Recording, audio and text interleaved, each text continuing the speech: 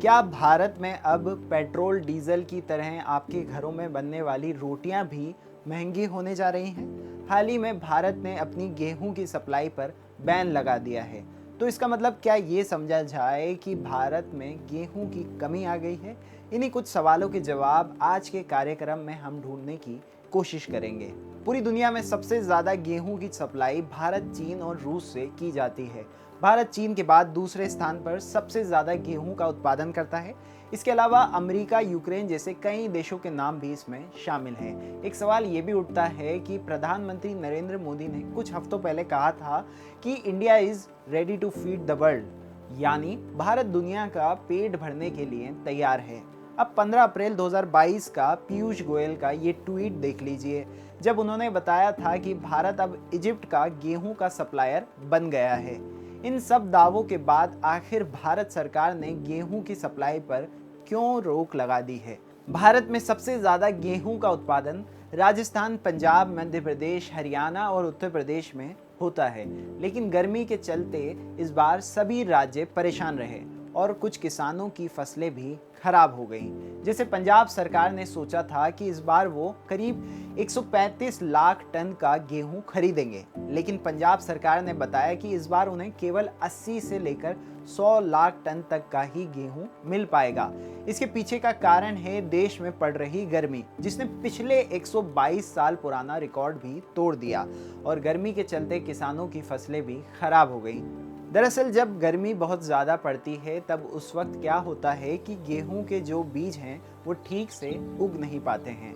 उम्मीद से काफ़ी कम पंजाब के किसान गेहूं का उत्पादन कर पाए। ये समस्या पंजाब तक ही सीमित नहीं है, बाकी राज्यों को भी इसका सामना करना पड़ रहा है। हाल ही में गेहूं और ब्रेड के दामों में इजाफा हुआ।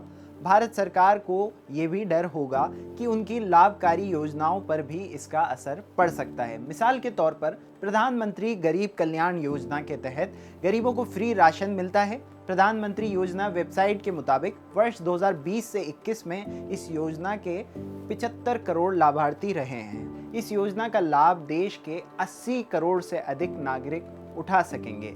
इस योजना का ऐलान मार्च 2020 के लॉकडाउन लागू होने के पश्चात किया गया था। मौजूदा हालात में सरकार इस योजना को जारी रख पाएगी या नहीं? अपने वादों के मुताबिक इसका लाभ सरकार को 30 सितंबर 2022 तक देना होगा। अब भारत से करीब 5000 किलोमीटर दूर यूक्रेन चलते हैं। आप सभी जानते हैं कि यूक्रेन और रूस में जंग छिड़ी हुई है। यूक्रेन को यूरोप बेल्ट का ब्रेड बास्केट भी कहा जाता है। उसका कारण है कि यूक्रेन दुनिया का सबसे बड़ा सरसों के तेल का सप्लायर है और भारत में सरसों के तेल और गेहूं के दाम बढ़ते जा रहे हैं। रूस करीब 4,80,000 टन गेहूं इजिप्ट को सप्लाई करता है। ये मैं मार्च का डेटा बता रहा हूँ। ये डेटा पिछले साल के मार्च के डेटा से 24% ज़्यादा है। पड़ोसी देश श्रीलंका में फिलहाल गंभीर आर्थिक और राजनीतिक संकट छाया हुआ है, जहां ज़रूरी चीज़ों की किल्लत पड़ रही है। ऐसे में भारत में आम लोगों का फिक्रमंद होना लाजमी है। क्या भारत में गेहूं की कीमतें भी पेट्रोल डीजल की कीमतों की तरह बढ़ती चली जाएंगी? अगर हाँ, तो ये संकट कितना गंभीर हो सकता है? जानते हैं एक्सपर्ट्स की इस पे क्या राय है। सरकारी खरीद जो टारगेट था उसके आधे से भी नीचे भी नहीं आ पा रही है। बाद में कुछ दिन पहले सरकार ने कहा कि हम शायद 195 लाख टन गेहूं खरीद पाएंगे और उत्पादन को भी कुछ कम बताया, 5.7% गिरावट बताई, लेकिन वो भी वास्तविकता से करीब नहीं है। उत्पादन में गिरावट उससे कहीं ज्यादा है। तो एक तरफ निर्यातकों ने खरीदा, तो इसी हड़बड़ाहट में कहीं ना कहीं जो पुनराकलन सरकार ने किया उसमें उनको लगा कि अगर हमने निर्यात पर रोक नहीं लगाई तो घरेलू उपलब्धता का संकट पैदा हो जाएगा। जो गेहूं के उत्पाद हैं उनके दामों में बड़ी तेजी से बढ़ोतरी हुई और अचानक 13 मई को फैसला लिया कि गेहूं निर्यात पर प्रतिबंध लगा दिया। जो लेटर ऑफ क्रेडिट खुल गए हैं सिर्फ वो जा पाएगा, बाकी नहीं जाएगा। तो ये यू टर्न जो गवर्नमेंट ने लिया, एक तरफ आप प्रमोट कर रहे थे, मध्य प्रदेश ने कहा हम इंसेंटिव देंगे निर्यात के ऊपर, सरकार ने निर्यातकों को प्रोत्साहित किया। उसके एक दिन पहले कॉमर्स मिनिस्ट्री ने कहा कि हम 9 देशों में अपने डेलीगेशन भेजेंगे निर्यात की संभावनाओं का पता लगाने के लिए। तो सवाल है कि उसी दिन आप फैसला ले रहे हैं। इसका मतलब ये है कि जो जमीनी हकीकत है आप उसको नकार रहे थे, आपका होमवर्क ठीक नहीं था और इसका बहुत ही नेगेटिव इम्पैक्ट है, क्योंकि जो देश के किसान बेहतर उम्मीद में बहुत सारे किसानों ने कुछ उत्पादन अपने पास रख लिया था कि उनको दाम अच्छा मिलेगा, लेकिन जब अचानक सरकार ने प्रतिबंध लगाया निर्यात के ऊपर तो उसमें उनके लिए ये नेगेटिव हो गया है। और जो ट्रेडर थे जिन्होंने उम्मीद में एमएसपी के ऊपर खरीदा था उनके लिए भी दिक्कत हो गई है। अभी हमें अगला स्टेप देखना है, कहीं ऐसा तो नहीं कि सरकार और दूसरे जो एसेंशियल कमोडिटीज एक्ट के प्रावधान है, होर्डिंग मूवमेंट, उन पे प्रतिबंध तो नहीं लगाएगी। लेकिन ये है कि ऐसा लगने लगा था कि गेहूं के दाम में बड़ी तेजी आएगी। अभी भी हम ये नहीं कह सकते कि तेजी नहीं आएगी, क्योंकि उत्पादन काफी कम है। हाँ, अगर अच्छे से प्रबंधन किया जाए तो हम अपनी घरेलू जरूरत का पूर्ति कर सकते हैं, क्योंकि सरकार ने राशन प्रणाली के तहत और उसके अलावा जो प्रधानमंत्री गरीब कल्याण अन्न योजना है उसमें जो 5 किलो अनाज फ्री मिलता है उसके लिए जो आवंटन किया था उसमें फेरबदल कर लिया, वहां पर चावल की मात्रा बढ़ा दी, गेहूं की मात्रा कम कर दी। दूसरे, हमारे पास जो 1 अप्रैल पर स्टॉक था 189.9 लाख टन का, लगता है कि इस बार पहली बार ऐसा होगा कि जो कुल सरकारी खरीद है साल की शायद उससे कम रह जाए।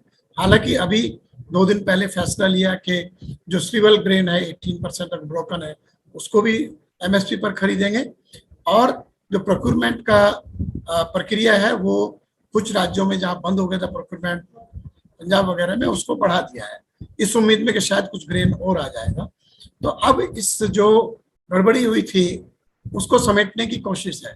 हालांकि आज थोड़ा सा ढील दी गई, जो पोर्ट के ऊपर जो रजिस्टर हो चुका था स्टॉक एक्सपोर्ट के लिए उनको अनुमति दी गई है कि वो निर्यात कर सकते हैं।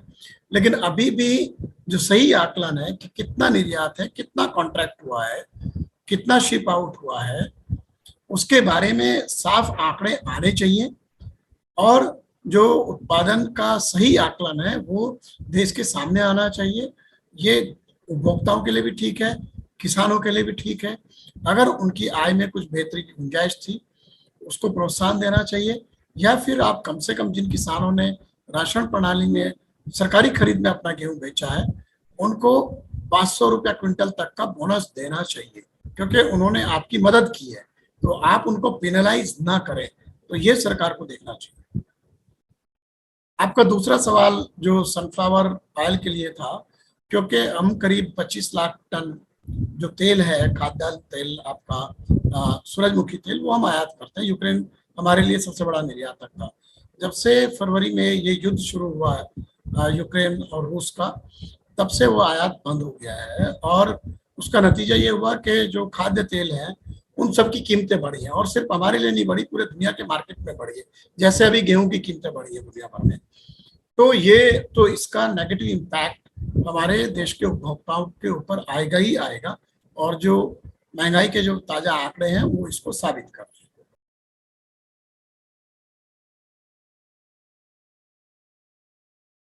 द वायर के और वीडियोस देखने के लिए सब्सक्राइब करें और बेल आइकन पर क्लिक करें।